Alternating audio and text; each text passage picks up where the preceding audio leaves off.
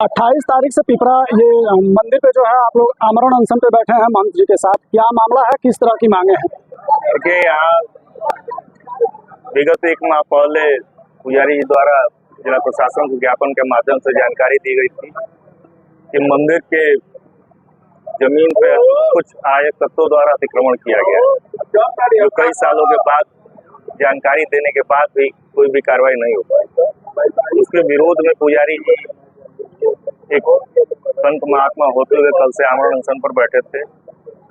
आज सुबह हम लोग भी सुबह से उनके साथ सहयोग कर रहे हैं। उनके साथ इस समय हम लोग भी बैठे हैं, जिसमें अभी तक अतिक्रमण हट नहीं पाया। मात्र 25 से 30% अतिक्रमण हटा है और हटने का आश्वासन मिल रहा है, जो अभी भी इस आश्वासन के विरोध में भी यहाँ की जनता है, आम जनमानस में आक्रोश है। तो क्या आश्वासन को देखते हुए ये आमरण अनशन जारी रहेगा या फिर अनवरत चलता रहेगा जब तक पूरी कार्रवाई नहीं हो जाती है? देखिए, अगर समाज के लोगों की बात मानी जाए तो आमरण अनशन बिना कार्रवाई के खत्म होने वाला था। और अगर पुजारी जी अगर कहीं उनको सेहत में गड़बड़ी होती है तो फिर विचार किया जाए। अभी आप लोग पिपरा बाजार मंदिर पे अनिश्चितकालीन भूख हड़ताल पे आप लोग बैठे थे, क्या मामला था, किस तरह की मांगे थी? देखिए, पिपरा बाजार में मंदिर की जमीन से सटे ग्राम सभा की पोखरा है, उसमें कुछ अल्पसंख्यक समुदाय के लोगों द्वारा अवैध कब्जा किया गया था। उसमें शौचालय का पूरा मलबा उस पोखरे में बहाया जा रहा था, गंदा पानी, और उस पोखरे की जमीन में कब्जा करके वहाँ निर्माण किया गया था। उस कब्जे को हटाने के लिए हम लोगों ने प्रशासन मांग किया था। 15 दिन पहले नोटिस किया गया था। परम पूज्य जो महंत जी हैं यहाँ मंदिर के, सत्येंद्र जी, वो आमरण अनशन बैठे थे। कल से अनशन शुरू हुआ था। आज माननीय तहसीलदार साहब पडरौना और SHO नौरंगिया के अगुवाई में लेखपाल कानून टीम आई, और जो भी हम लोग की मांगे थी, अवैध कब्जा हटाना था, वो हटा है। ईदगाह की जमीन बची है जो अवैध कब्जा हुआ है, क्योंकि उस पर नोटिस नहीं हुई थी, तो तहसीलदार साहब ने 15 दिन का समय लिया है कि 15 दिन में वो ईदगाह का भी कब्जा अवैध तरीके से पोखरे में हुआ है जमीन पर, उसको हटवाएंगे। और योगी जी की सरकार में इस तरह किसी कब्जे को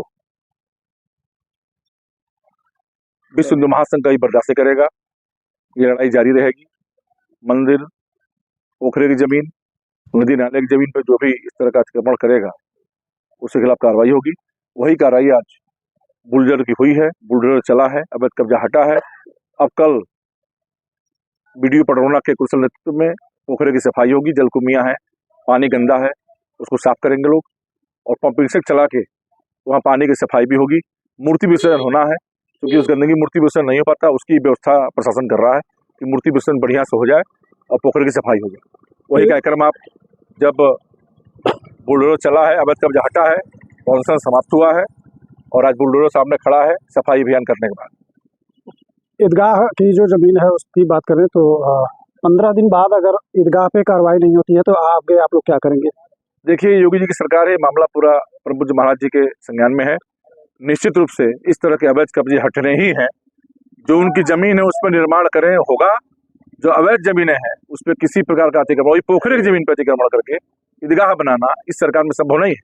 वो कब्जा हटना है, 15 दिन में हटे, 20 दिन में हटे, 1 महीना में हटे, लेकिन हटना है। वो अवैध कब्जा जायज रह नहीं पाएगा।